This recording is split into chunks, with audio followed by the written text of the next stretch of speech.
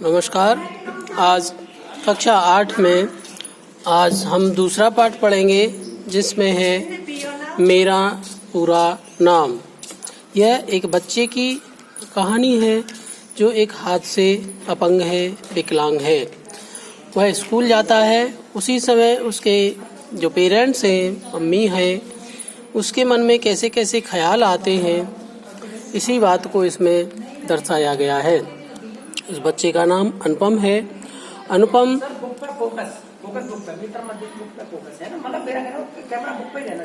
अनुपम school जाने के लिए तैयार होता है तो अनुपम की जो मम्मी है मीना, उसके मन में तरह तरह के ख्याल आते हैं।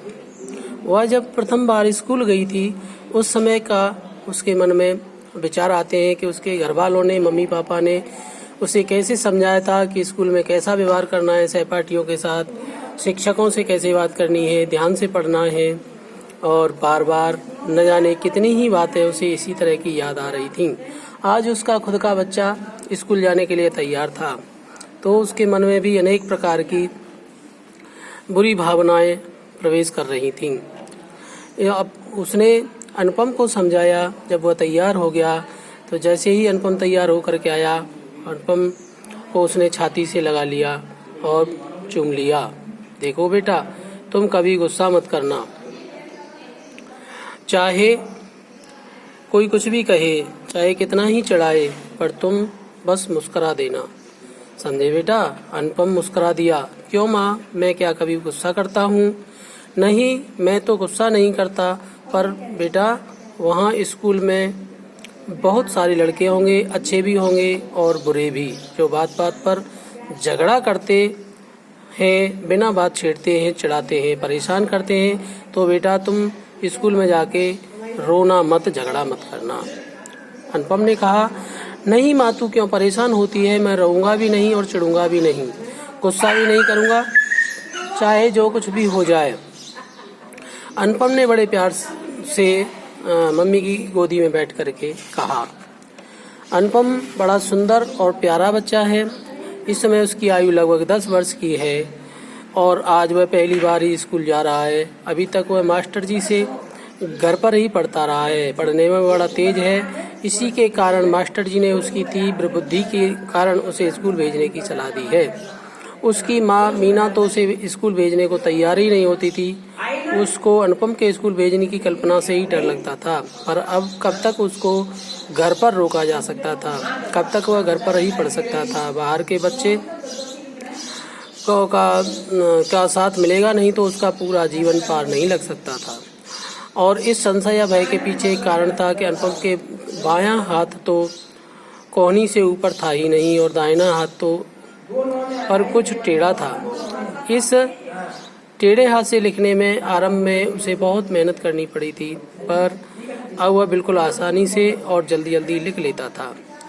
और इसीलिए मीना डरती थी कि सब लड़के उसके बच्चे को चिढ़ाएंगे, नकल उतारेंगे और संभव है कि मारें भी।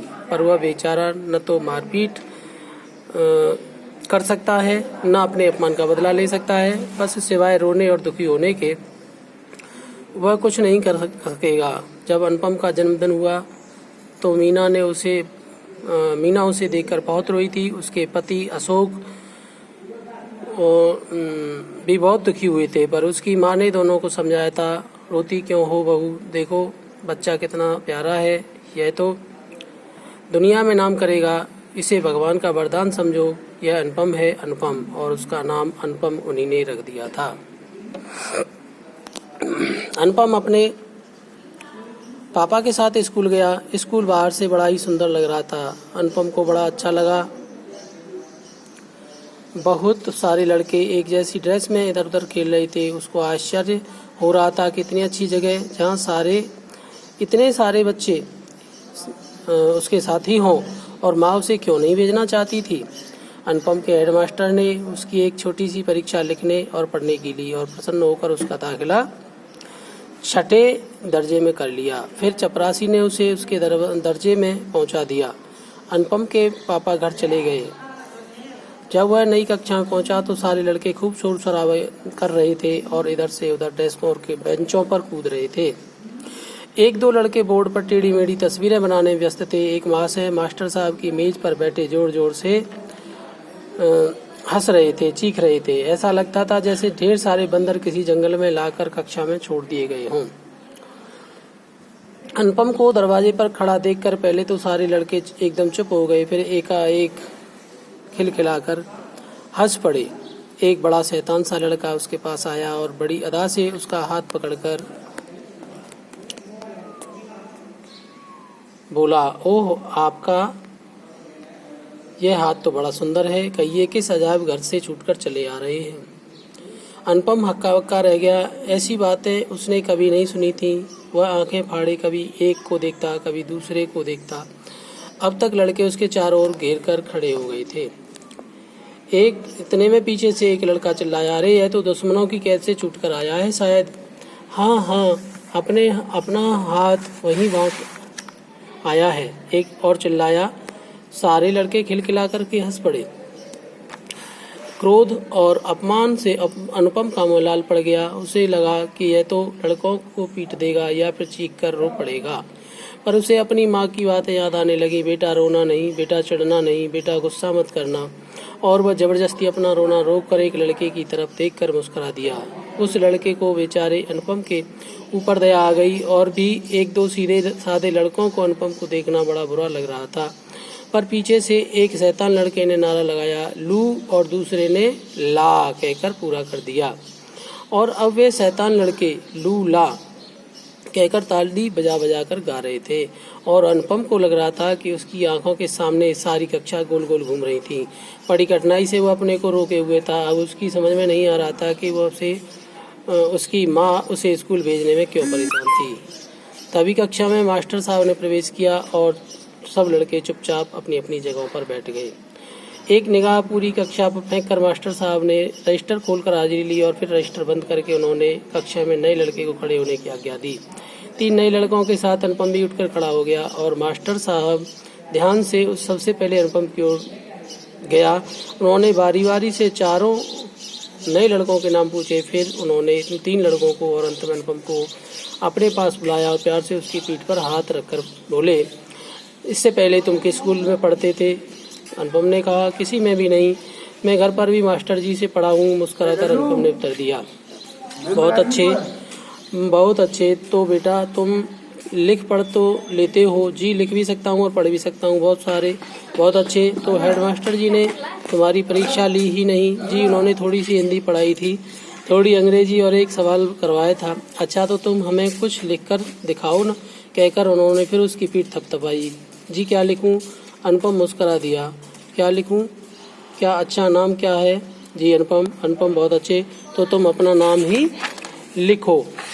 उन्होंने मेज से चौक उठाया और अनुपम के हाथ में दे दिया। उसने सोचा भी न था कि मास्टर जी उसे इतने बड़े बोर्ड पर खड़ा कर देंगे।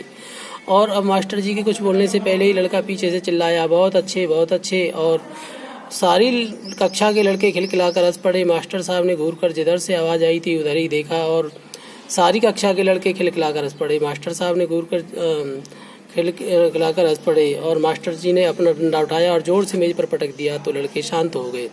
लेकिन अनुपम बेहद घबरा गया, उसकी आंखों में आंसू आ गए थे। अनुपम का उतरा चेहरा देखकर मास्टर जी को उस पर दया आ गई। फिर उन्होंने उसे प्यार से उसकी पीठ पर हाथ फेरा और उन्होंने उसका कहा कि अपना पूरा नाम लिखे। पूरा नाम जो सरनेम जोड़ने से बनता है और सरनेम जो तुम्हारे परिवार का नाम हो, जिससे बाहर वाले तुम्हें पुकारते हो। जी, अनुपम ने एक क्षण भर सोचा और अनुपम के आगे बड़े बड़े अक्षर में लूला लिख दिया। क्षण भर में सब सन्न। तब मास्टर साहब ने कहा, लूला तो तुम्हारा सरनेम नहीं है बेटा। जी, सरनेम है, इसी नाम से सब पुकारते हैं। अच्छा, तुम्हारे पिताजी का पूरा नाम? जी, अशोक वर्मा। तो मास्टर जी ने कहा कि वर्मा लिखो ना, तुम्हारा पूरा नाम हुआ अनुपम वर्मा।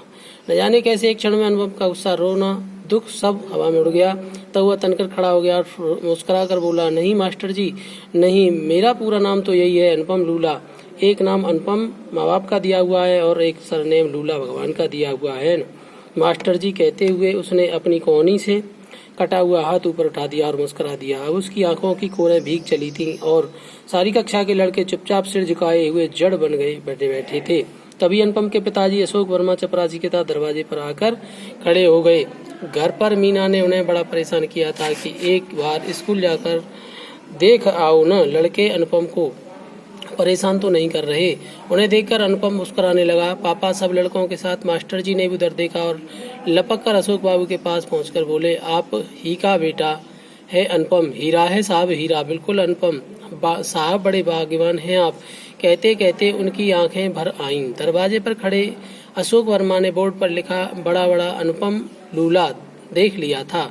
वे घर लौट आए और पत्नी से कहा, मीना, अनुपम की चिंता करना छोड़ दो, उसने मुश्किलों से जूझना सीख लिया है।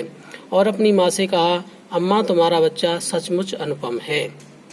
तो बच्चों, आपने यह पाठ सुना। आपको इस पाठ को पुनः पढ़ना है ध्यान से, और इसके नीचे ये जो शब्दार्थ दिखाई दे रहे हैं इन्हें एक बार मैं बोल के आपको बता देता हूँ। जैसे उत्साह, उमंग, जोश, संशय, विवाद, जूझना, संघर्ष या कोशिश, अचरज, आश्चर्य, हैरान, हक्का बक्का, आश्चर्यचकित। यह शब्दार्थ आपको याद करने हैं। ठीक है, और आज के लिए इतना ही। धन्यवाद।